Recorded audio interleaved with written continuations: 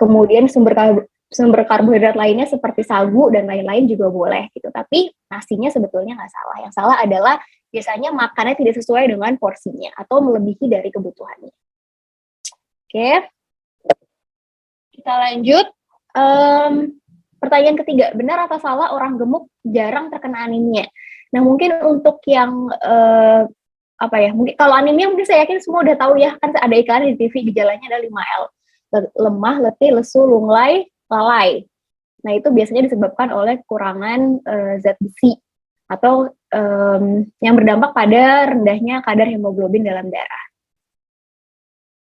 Atau kekurangan sel darah merah lah ya, kita sering ngomongnya.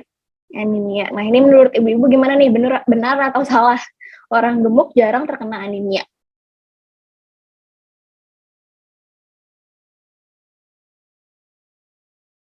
Ada yang mau berpendapat?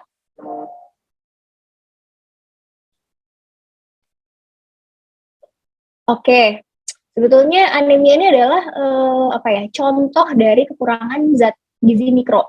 Nah, ini adalah hal yang salah. Orang gemuk bukan berarti kebutuhan gizinya semua terpenuhi. Bukan berarti tidak mengalami kekurangan vitamin ataupun mineral. Itu salah, karena sebagian besar orang yang gemuk tuh justru gemuknya disebabkan oleh konsumsi goreng-gorengan ya, atau makanan fast food yang berlebih, yang dalamnya itu hanya tinggi kalori tapi tidak ada zat gizi mikro seperti vitamin dan mineral.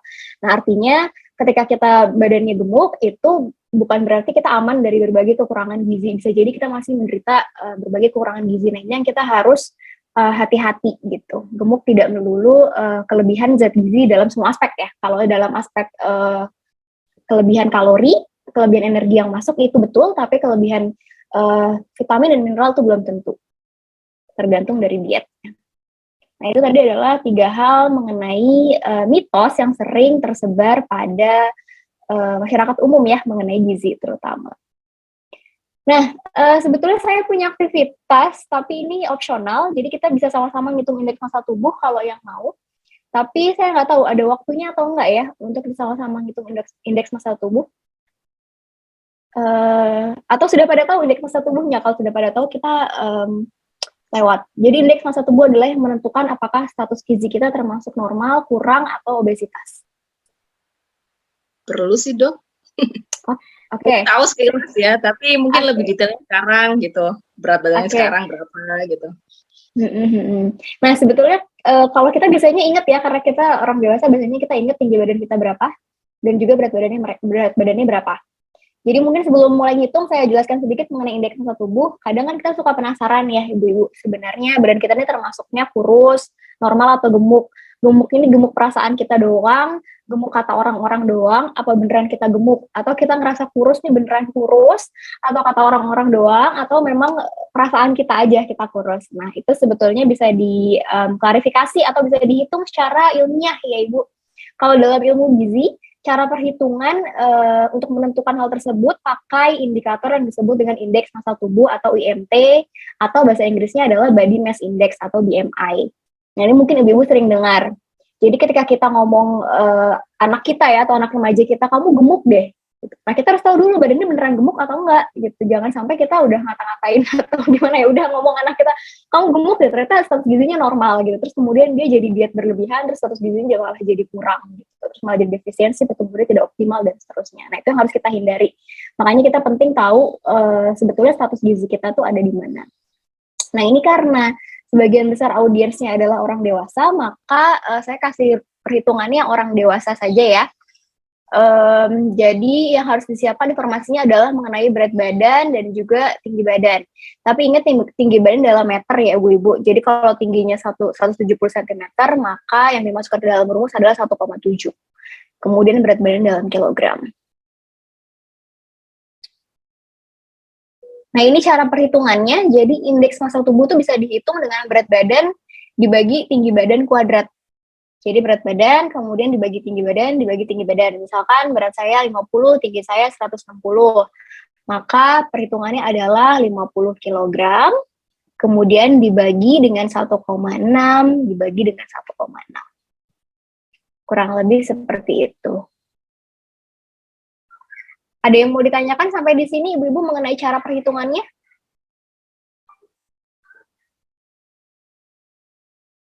Kalau belum ada, kita lanjut. Nah, ini sebetulnya untuk remaja, Ibu-Ibu. Kalau untuk remaja, dari hasil perhitungan tadi akan kita plotting ke dalam grafik ini. Grafiknya WHO yang judulnya adalah BMI for Age atau IMT berdasarkan umur. Ini untuk remaja kita yang usia 5-19 tahun. Jadi setelah nanti dapat angkanya, berat badan dibagi tinggi badan kuadrat, itu biasanya angkanya berada di kisaran belasan, 20-an atau 30-an. Kemudian kita plotting ke dalam sini sesuai dengan umurnya.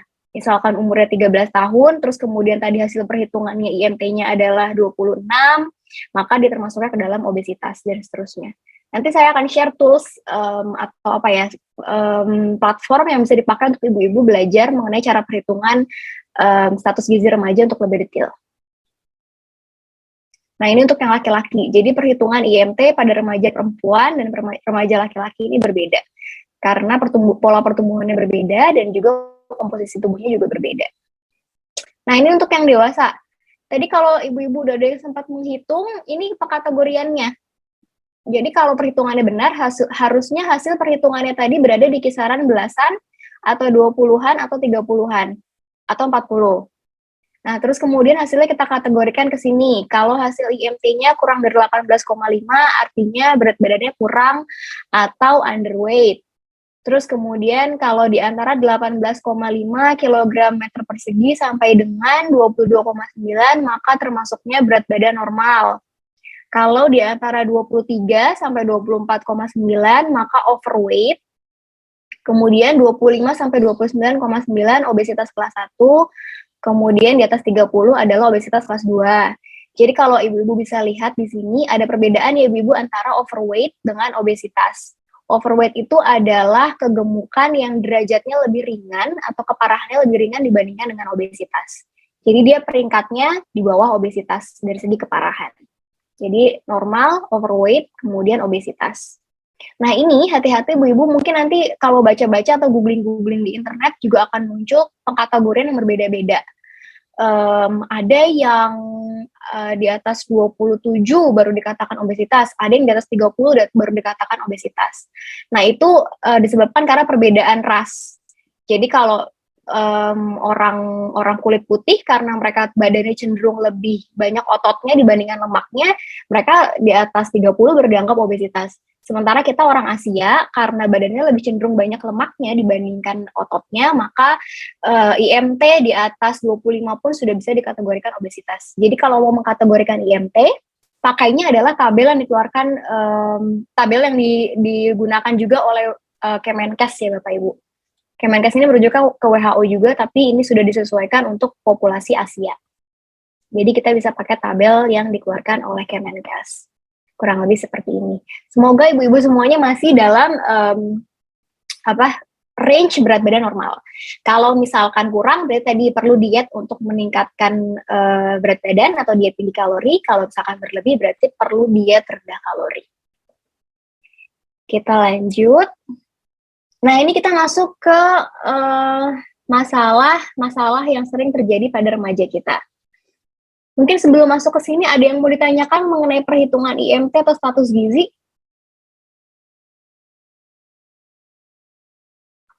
Boleh lewat chat juga kalau ada yang mau diklarifikasi. Atau mau bertanya langsung, atau ada yang mau menambahkan? Oke, kalau masih belum ada, saya lanjut dulu. Nah, setelah tadi kita bahas mengenai perhitungan status gizi, sekarang saya mau sharing tentang masalah-masalah yang banyak dihadapi oleh remaja kita, masalah-masalah gizi ya.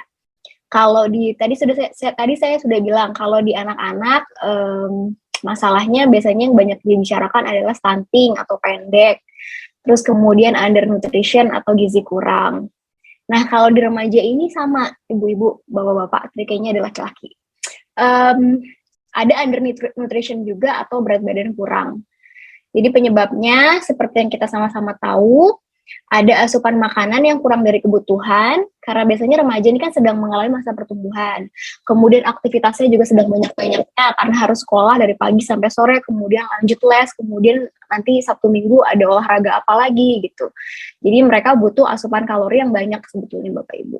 Nah, ketika asupannya kurang dari kebutuhan mereka, maka yang terjadi adalah kekurangan gizi yang bentuknya bisa dalam bentuk kurus ataupun pendek. Jadi kurus sama pendek ini sama-sama bentuk kekurangan gizi. Bedanya adalah kalau kita kekurangan gizinya dalam waktu yang sebentar, maka biasanya hasilnya adalah kurus. Tapi kalau kekurangan gizinya berlangsung dalam jangka panjang atau jangka yang lama, maka bentuknya adalah atau hasilnya adalah pendek. Nah, ini perlu menjadi perhatian kita karena biasanya anak-anak atau remaja yang status gizinya kurang, produktivitasnya menurun dalam arti prestasi belajar di sekolahnya jadi menurun, kemudian mudah sakit, jadi sering izin dari sekolah.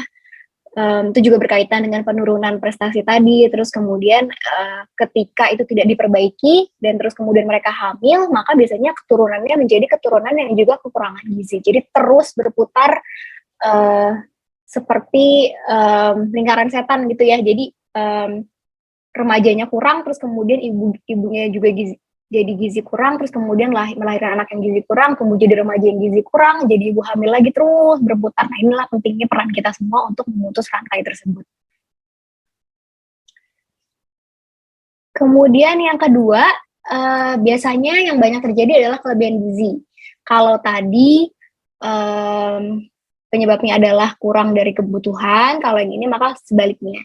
Ini biasanya asupan makannya melebihi kebutuhan, sementara itu aktivitas fisiknya kurang. Nah, ini nih yang sering terjadi karena sekarang lagi masa pandemi, jadi remaja kita belajar dari rumah, seharian di depan komputer, kemudian malam sudah capek, jadi paling nonton TV atau nonton YouTube, kemudian tidur, Sabtu Minggu istirahat, ngerjain tugas, dan seterusnya. Jadi tidak ada aktivitas fisiknya. Nah, ini yang biasanya menjadi resiko overweight atau obesitas pada remaja kita. Nah, ini juga perlu menjadi perhatian gitu.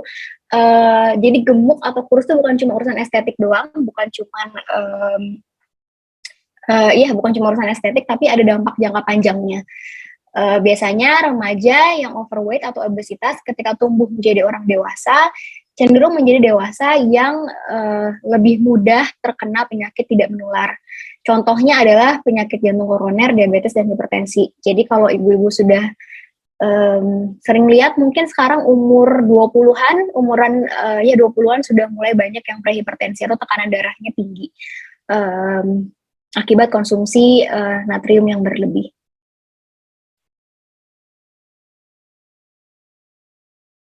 Nah, ini kemudian masalah yang ketiga. Masalah yang selanjutnya adalah negatif body image atau citra tubuh yang negatif. Mungkin sering dengar ya di media-media mengenai body image gitu. Nah, body image itu adalah bagaimana kita melihat diri kita sendiri ketika kita bercermin, atau bagaimana kita mempersepsikan diri kita sendiri di kepala kita, gitu. Jadi biasanya negatif body image ini sebetulnya badannya status gizinya normal. Sebetulnya remaja ini atau remaja kita badannya status gizinya normal gitu, tapi dia merasa badannya sangat gemuk. Merasa badannya gemuk banget nih dibandingkan teman-temannya gitu, dan kemudian terus stres pengen diet restriksi kalori, membatasi masukan dan membatasi asupan kalori dan seterusnya, sampai akhirnya malah justru kekurangan gizi. Nah, ini yang sering terjadi. Biasanya penyebabnya adalah ekspektasi dari keluarga atau lingkungan gitu. Misalkan kalau masa remaja itu kan masa-masa yang kondisi emosionalnya sedang bergejolak gitu ya, karena mengalami pubertas. Terus kemudian ketika lingkungannya terus-terusan membombardir dia dengan kalimat-kalimat, kamu gemuk banget sih, kamu kok badannya gini sih, gitu sih, kamu diet dong, makasih, dan segala macam. Nah, itu membuat dia merasa gemuk gitu.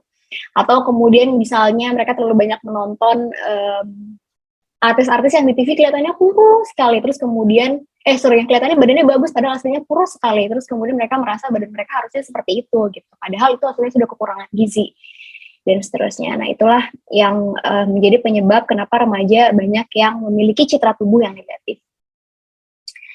Nah, ini juga perlu menjadi perhatian kita karena dampaknya biasanya jadi kepercayaan diri anaknya menurun, terus kemudian dia jadi cenderung isolasi diri, bisa sampai ke depresi dan juga ke arah gangguan makan.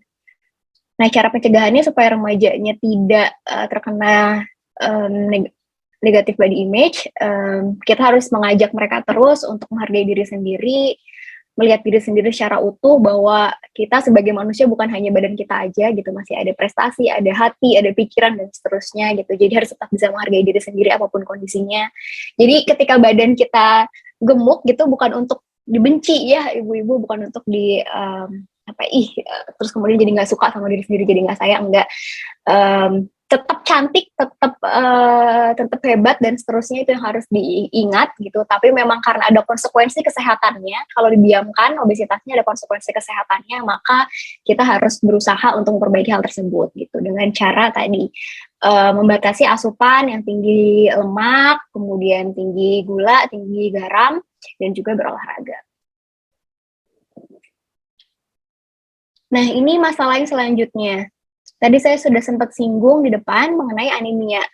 Jadi ibu-ibu, sepertiga dari remaja kita mengalami anemia, baik putri maupun laki-laki. Jadi kalau misalkan di sekolah ada 30 murid gitu ya, atau di kelas ada 30 murid, mungkin sepertiganya atau 10 orang ini mengalami anemia. Dan anemia yang banyak terjadi di negara kita adalah anemia kekurangan zat besi atau disebutnya anemia gizi besi. Ini adalah kondisi sel darah merah yang tidak memiliki kandungan hemoglobin yang cukup. Jadi kalau bisa dilihat di kanan bawah, ini adalah sel darah merah, di dalamnya ada proteinnya yang disebut dengan hemoglobin yang fungsinya adalah mengangkut oksigen. Jadi dia akan mengikat oksigen terus kemudian mengedarkan ke seluruh tubuh. Nah, ketika hemoglobinnya ini kurang ya tadi, maka dampaknya adalah jadi sulit konsentrasi karena oksigen ke otaknya kurang, terus kemudian jadi sayu atau pucat, rambutnya jadi rontok, mudah sakit dan seterusnya. Nah, ini biasanya disebabkan oleh kurangnya asupan zat besi dan protein, atau mungkin juga ada infeksi seperti kecacingan. Cara mengatasinya dengan makan makanan tinggi zat besi dan juga asam folat. Contohnya adalah daging sapi, hati ayam, hati sapi, kemudian telur, sayur bayam, dan juga satu ibu-ibu yang saya sangat ingin ingatkan adalah untuk mengajak remaja kita minum tablet tambah darah. Tablet tambah darah ini sebetulnya adalah suplemen, bukan obat, yang isinya adalah zat besi dan juga asam folat. Jadi karena 1 dari 3 remaja kita ini mengalami anemia, jadi kemungkinan besar lebih dari setengahnya sudah kekurangan zat besi, gitu. Nah, ini yang tidak terdeteksi. Jadi kita namanya pakai blanket approach. Jadi meskipun belum pernah atau remaja kita di rumah belum pernah didiagnosa oleh dokter dengan penyakit anemia, tetap aja perlu minum tablet tambah darah karena kondisinya sudah mengkhawatirkan di Indonesia. Sebanyak itu remaja kita yang terkena anemia. Jadi semuanya perlu minum tablet tambah darah. Tablet tambah darah ini sebetulnya adalah program pemerintah, jadi seharusnya dibagikan di sekolah-sekolah. Jadi seharusnya diterima oleh remaja putri itu melalui sekolah. Tapi kalau misalkan memang ternyata di sekolahnya tidak ada program tersebut, ini bisa didapatkan di puskesmas, bisa didapatkan di posyandu remaja, kalau ada posyandu remaja di tempatnya, atau bisa juga sebetulnya dibeli secara komersil, tablet-tablet besi yang mereknya misalkan S, terus kemudian apalagi ya, yang terkenal yang S ya, itu. Jadi intinya adalah suplemen-suplemen yang isinya zat besi dan juga asam folat. Ini perlu kita berikan ke anak-anak kita. Apakah akan keracunan? Enggak akan keracunan karena badan kita punya mekanisme untuk membuang kelebihan-kelebihan zat besi kalau memang ternyata masuknya banyak gitu. Jadi nggak usah khawatir akan keracunan karena tubuh kita sudah punya regulasi otomatis atau mekanisme otomatis bisa ngebuang kelebihan-kelebihan zat gizi tersebut gitu. Kemudian dikonsumsinya setelah makan biasanya untuk memaksimalkan penyerapan zat besinya ini gitu. Dan jangan dikonsumsi berbarengan dengan teh karena nanti di dalam sistem pencernaan kita akan saling beradu penyerapannya gitu. Jadi kalau kita minum besi sama minum teh, biasanya nanti akan rebutan penyerapannya, terus kemudian khawatirnya besinya kalah dan akhirnya tidak terserap dengan optimal. Jadi minum dengan air putih seperti itu. Nah, mungkin sebelum saya masuk ke pola makan yang sehat untuk remaja, ada dulu yang ingin ditanyakan mengenai masalah-masalah gizi yang banyak terjadi pada remaja.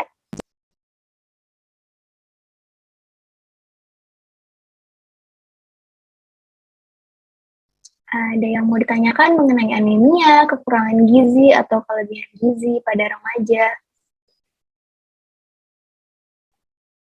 Oke, kalau gitu saya lanjut.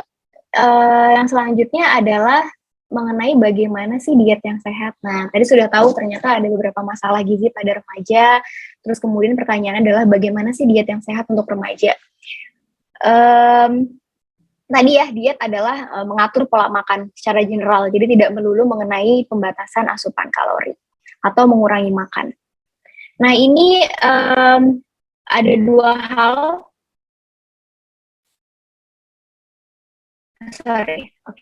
Ada 3 poster yang bisa kita lihat. Yang pertama adalah perlu menerapkan yang namanya prinsip gizi seimbang. Kita lihat poster yang paling kiri.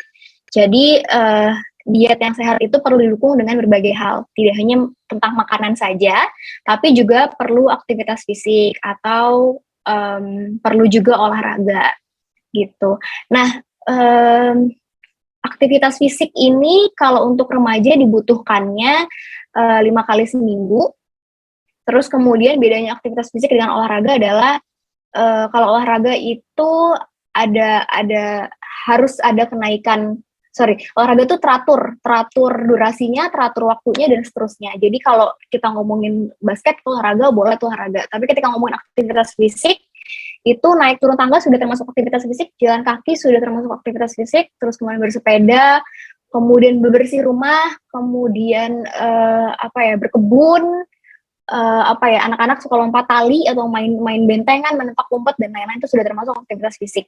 Jadi ketika mengajak anak untuk beraktivitas fisik tidak melulu harus sana berenang gitu atau main basket atau main bola, enggak. Tapi kalau misalkan mereka mau menghabiskan waktunya main lompat tali atau main petak umpet, lari-larian gitu, atau kemudian mereka mau jalan kaki ke sekolah dan seterusnya, itu sudah aktivitas fisik. Jadi aktivitas fisik itu tidak perlu mahal dan bentuknya tidak harus seperti olahraga yang harus berenang atau harus main basket dan seterusnya.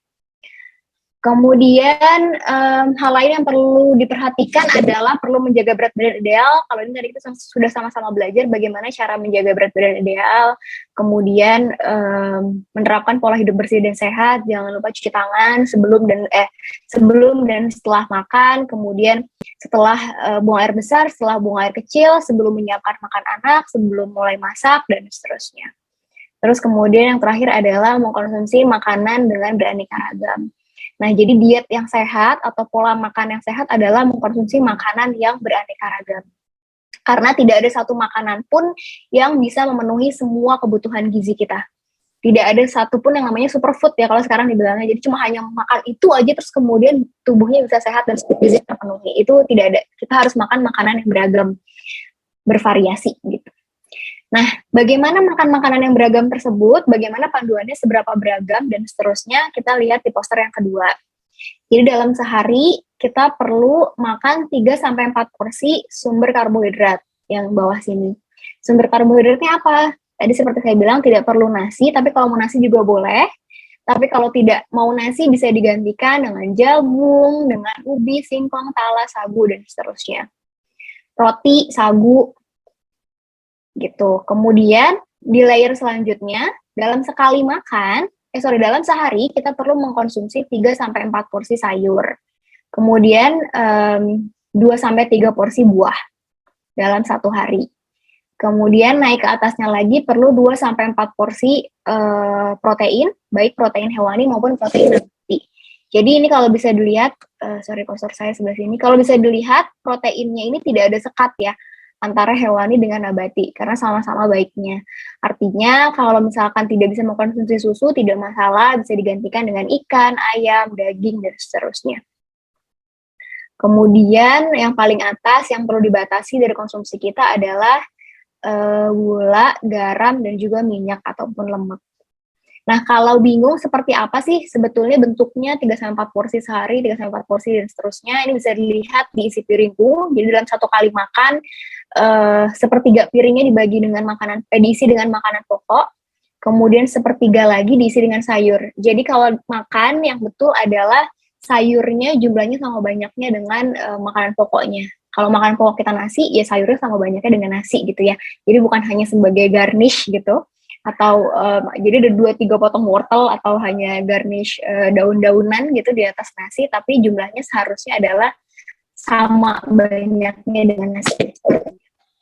Terus kemudian sepertiga sisanya kita bagi 2, jadi lauk pauk baik protein hewani maupun nabati. Kemudian sisanya adalah kita isi dengan buah-buahan. Kurang lebih seperti itu.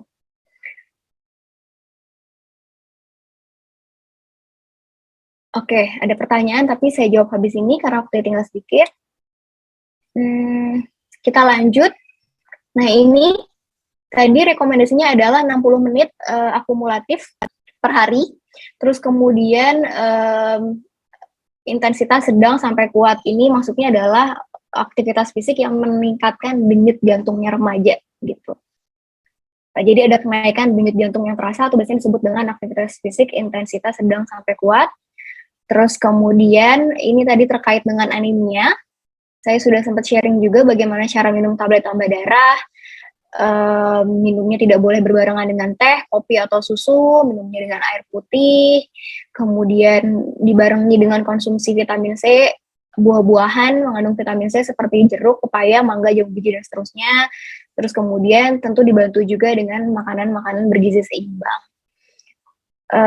Tapi kalau misalkan remajanya sedang berstatus, ini karena dikeluarkannya zaman dulu banget ya posternya, jadi masih pakai istilah ODP, PDP, tapi kalau misalkan remajanya suspek atau dicurigai COVID atau sedang menderita COVID, maka konsumsi tablet tambah darahnya bisa diberhentikan sementara sampai mereka sembuh. Nah, ini tadi ibu-ibu yang sudah saya janjikan di awal, jadi kita punya, atau di UNICEF ini punya yang namanya YouReport, chatbot YouReport. Jadi ini sebetulnya adalah chatbot WhatsApp.